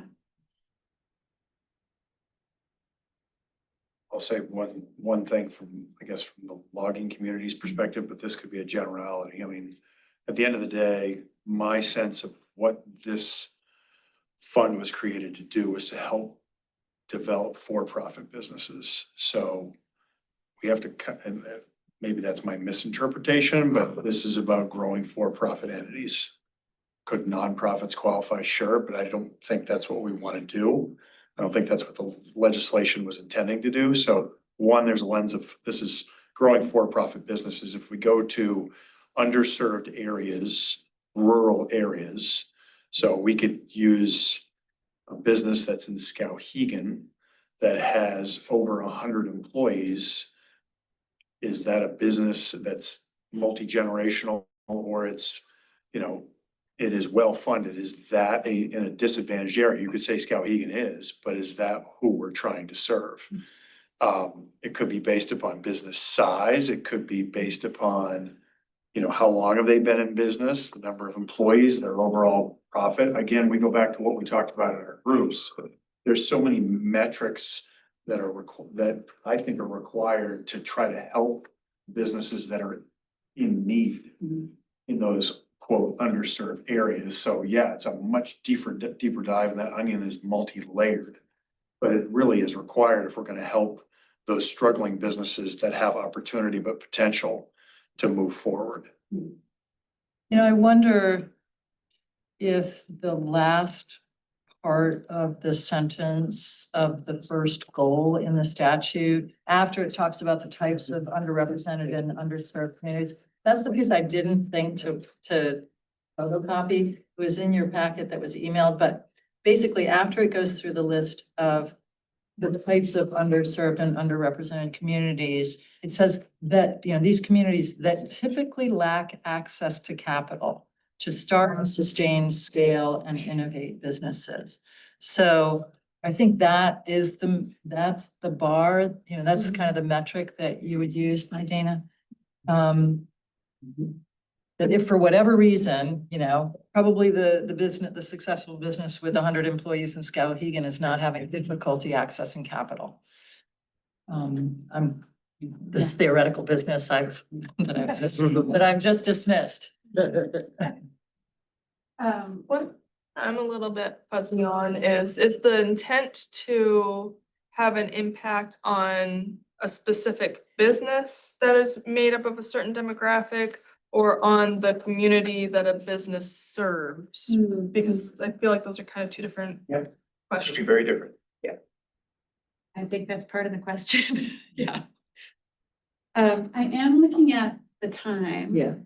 And I do want to just make sure that, that we're not leaving any of the Zoom folks out. If you have anything you'd like to comment on our ad, but no pressure. Can I just make one response to Krista? One possibility of the way to answer your question is that the first goal starts with strengthen the state's agricultural, food and forest products economy. Like that's the goal, and you do with a priority for, you know, making the efforts more inclusive and increasing investments in these types of underrepresented communities. But ultimately, the goal is to strengthen the ecosystem of, so I don't know if that helps or not, but that's sort of the leading phrase.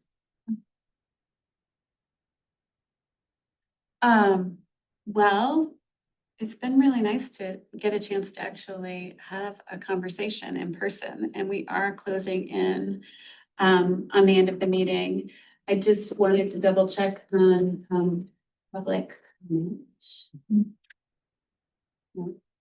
Anyone online? Wants to raise their hand, we'll have to give you permission to speak, but please raise your hand if you'd like to make a comment. I think we have 3 members of the public.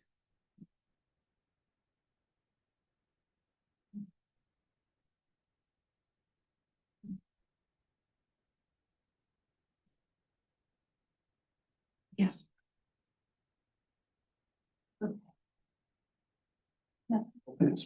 Okay, great.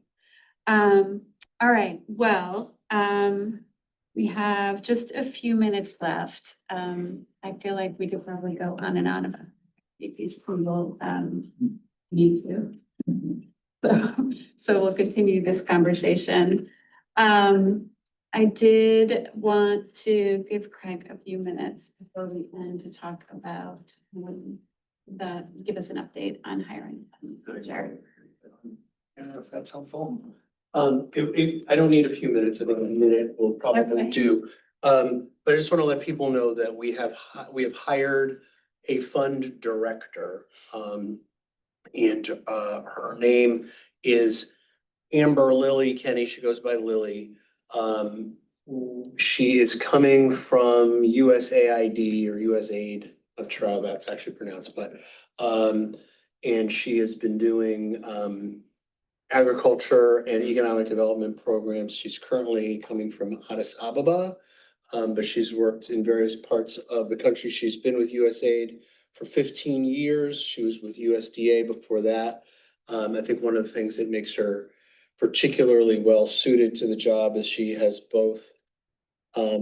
She's been doing mostly economic development work in agriculture, but she herself has a forestry background and her master's is in agroforestry. And so she's just coming with a lot of skills. She's got a lot of connections to Maine. In fact, she's landing with her sister's family in Yarmouth as a sort of jumping off place, but she and her family gets set up here in Maine. She'll be in the US July 1st. She'll be on the job July 10th.